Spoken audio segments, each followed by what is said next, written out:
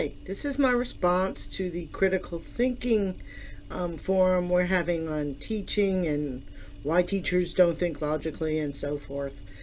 Let me start with the video. Something about Professor Paul just shuts me off. I do better if I listen to him and not watch him.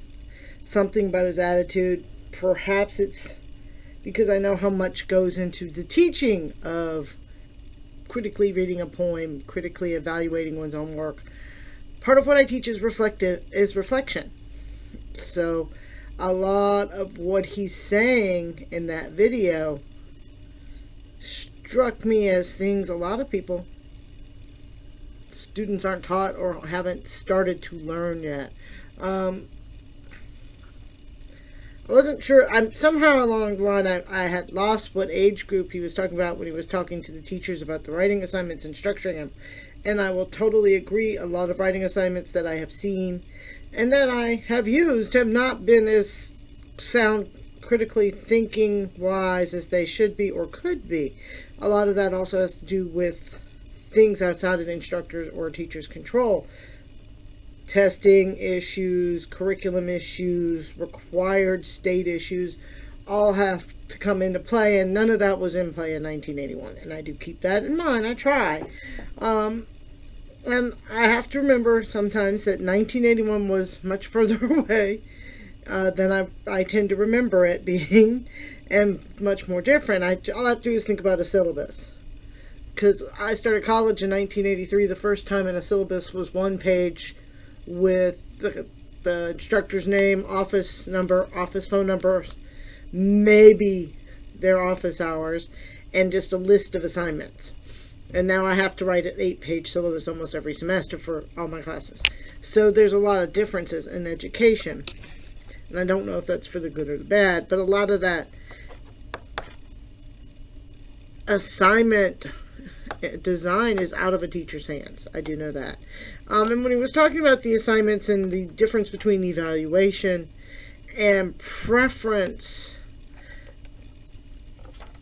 I get where he's coming from and I get what he's talking about, and I'm getting that preference is personal and evaluations have harder criteria, and that's true and that's fair.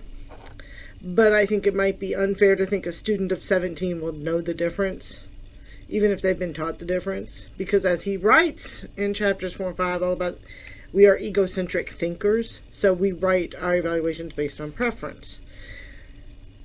Preference first, then we learn the criteria and we learn to be more critical. I mean, I've spent my life in critical analysis. When he talked about the Donne poem in the video, I'm like, first off, can you pick a harder poet?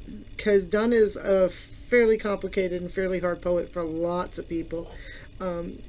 He's a metaphysical poet, and they were known for their outlandish and extravagant metaphors and their complicated nature. So, I mean, no kid is going to pick up John Donne's Not Even Death Be Not Proud and go, oh, it means this right off the bat.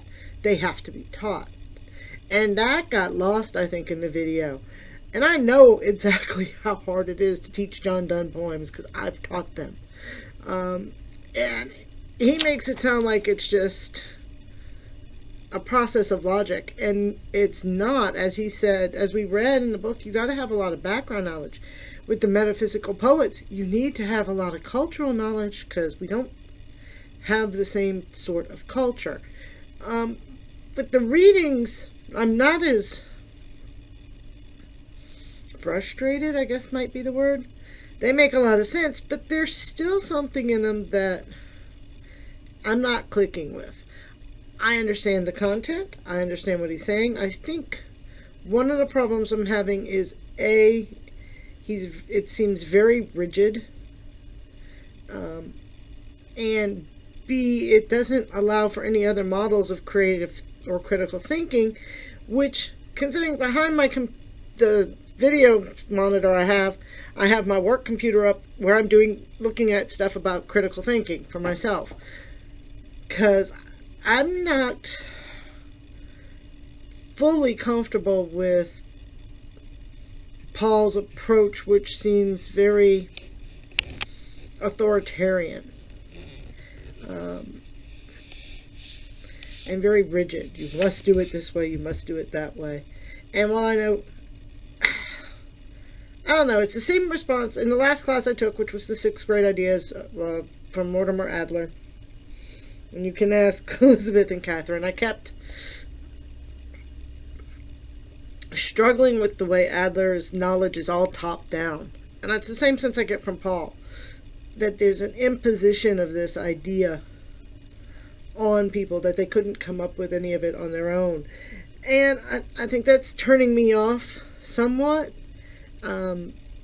Maybe it's because, I don't know, I haven't quite put my finger on it as I try to think my way through my frustrations.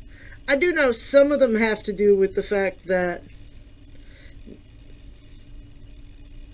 I was trained I'm a trained college instructor. I was trained to go into university professoring, so that I guess some of this has been ingrained in me and I don't even think about it anymore. And I'm also, I'm a naturally intuitive, introspective person. When you take a Myers-Briggs test, I've taken them on and off for 20 years for various reasons, and I'm always an INFP.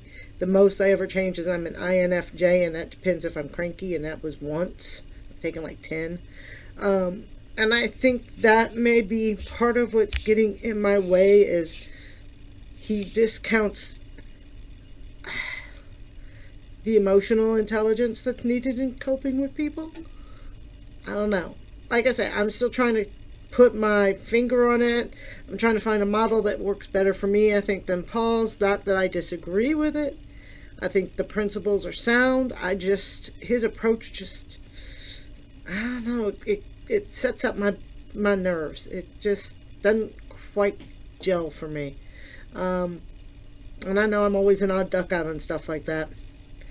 So I'm going to go wrestle some more with why I'm not responding positively to any of this, or why I'm responding, I shouldn't say negatively, but why I don't connect with it. Better luck next time for me. Good luck to everybody. Bye.